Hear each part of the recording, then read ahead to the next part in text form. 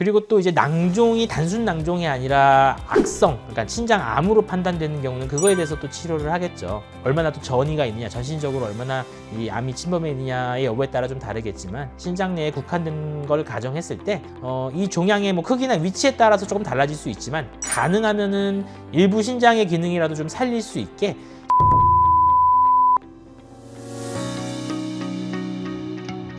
그 이외에 또 간별 질환 해야 되는 거는 이제 유전성 다낭신 질환이 있는데요. 그중 대표적인 게 이제 상염색체 우성 다낭신, 영어로는 이제 ADPKD라고 해가지고요. 이건 어떤 질환이냐면은 이제 유전이 되는 질환이라 가지고 부모 중 한 분이 이 질환을 갖고 있으면은 자녀가 50%의 확률로 이 질환이 생길 수 있는 질환입니다. 물혹이 굉장히 다발적으로 양쪽 신장에 굉장히 많이 존재하게 되고 그게 이제 진행될수록 그 물혹이 실질적인 신장의 실질을 침범하고 실질을 위축시킴으로 인해서 그로 인해서 만성적인 추후에 신부전, 그러니까 신장 기능이 떨어지는 거죠. 그런 걸 일으킬 수 있고 또한 신장뿐만 아니라 간의 낭종이라던가 뇌혈관 꽈리 같이 다른 장기에도 영향을 줄 수 있는 질환이고 그 외에도 낭종의 어떤 출혈이나 이런 합병증 같은 것도 유발할 수 있고 그로 인해서 우리가 전신적으로 조금 이런 합병증에 대한 관리를 해줘야 되는 굉장히 중요한 질환이라고 말씀드릴게요. 이렇듯 다낭신은 우선 진단이 되면은 이제 가족력을 조사하는 것도 중요하고 그로 인해서 발생할 수 있는 뭐 신부전, 고혈압을 예방하기 위한 어떤 세심한 관리, 마지막으로 가면 진짜 제일 안 좋은 거는 결국 투석을 하는 거잖아요. 그런 걸로 넘어가지 않게 환자분의 어떤 전신적인 헬스케어를 조금 관리해주고 하는 것이 매우 중요하다고 말씀드리겠습니다. 또 간별 진단해야 될 질환으로는 이제 신장 농양이 있을 수 있겠네요. 신장 농양은 말 그대로 이제 감염으로 인해서 신장에 이제 고름, 퍼스라고도 하는데 그 고름이 좀 차 있는 건데 이게 일반적인 낭종보다는 훨씬 더 불규칙적이고 안에 이제 액체 가스 음영 같은 게 좀 보이는 경우도 있고 그리고 굉장히 이게 막이라던가 이 벽이 굉장히 지저분하고 조형이 증강돼 보이고 이러는데 이런 농양이 있을 경우에 이게 염증성 질환이기 때문에 단순히 이렇게 보이는 게 아니라 환자분들이 증상을 호소하세요. 어떤 게 있냐면 막 열이 나거나 아니면 굉장히 아프고 전신적으로 이제 염증에 의해서 컨디션이 떨어지고 그리고 소변 검사에서도 보면 뭐 염증이 동반될 수도 있고 피 검사에서도 백혈구가 굉장히 올라 있고 그런 걸로 우리가 이제 간별 진단을 할 수가 있는데 농양이 의심될 경우에는 그때는 이제 CT로 조금 더 정확하게 보는 게 필요합니다.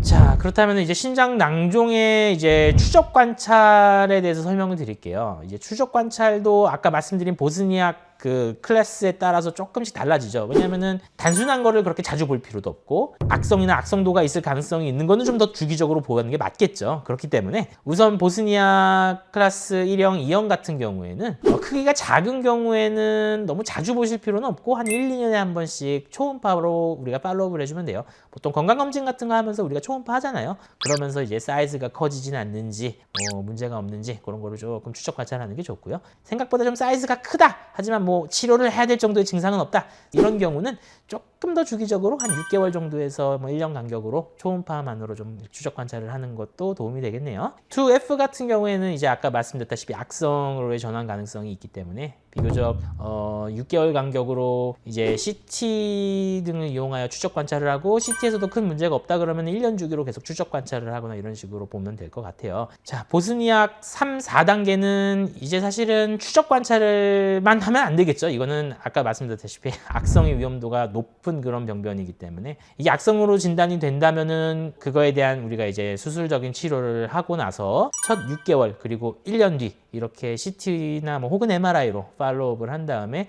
그 뒤로는 3에서 5년 정도는 1년에 한 번씩 계속 정기적인 추적 관찰을 해야 됩니다. 자, 그렇다면 이런 신장 낭종이 있을 때는 어떤 치료를 하는 것이 중요할까요? 우선 단순 신장 낭종으로 말씀드리자면은 이게 뭐 악성의 가능성이 없는 신장 낭종은 크기가 크지 않으면은 우선 좀 지켜보는 겁니다. 경과 관찰을 하는 거죠.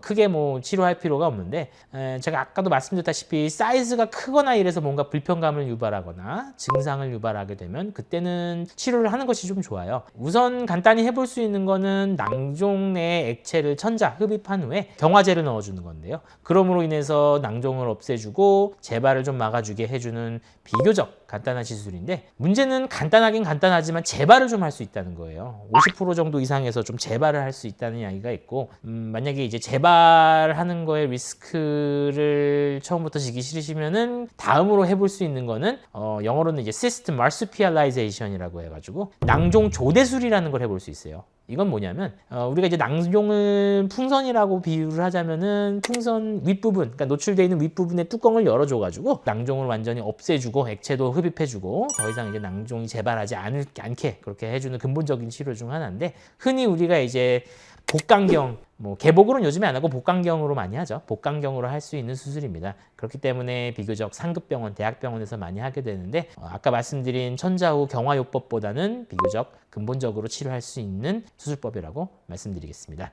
그리고 또 이제 낭종이 단순 낭종이 아니라 악성, 그러니까 신장암으로 판단되는 경우는 그거에 대해서 또 치료를 하겠죠. 얼마나 또 전이가 있느냐, 전신적으로 얼마나 이 암이 침범해 있느냐의 여부에 따라 좀 다르겠지만 신장 내에 국한된 걸 가정했을 때 이 종양의 뭐 크기나 위치에 따라서 조금 달라질 수 있지만 가능하면은 일부 신장의 기능이라도 좀 살릴 수 있게 부분 절제술을 먼저 시행하게 됩니다.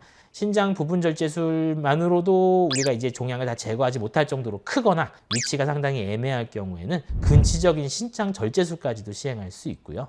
이러한 뭐 수술적인 방법은 이제 어떻게 보면은 이제 우리가 이제 낭종에 대해서 근본적으로 좀 치료를 좀 해줄 수 있는 방법이긴 한데 그만큼 아무래도 조금 수술 후에 합병증이 좀 있을 수도 있어요. 합병증이란 게 뭐 긴 합병증은 아닌데 그래도 이제 아무래도 시술이다 보니까 침습적이기 때문에 신장의 출혈이라던가 감염, 시술이나 수술 후에 뭐 통증 이런 것들이 좀 있을 수 있긴 하지만 이런 것들은 어디까지나 뭐 영구적인 건 아니고 보통 거의 대부분은 일시적이고 보존적 치료만으로도 이런 것들은 다 회복되는 경우가 많기 때문에 만약에 신장 낭종으로 인해서 증상이 확실하게 있는 경우는 적극적으로 치료를 좀 받는 것을 설명을 드립니다.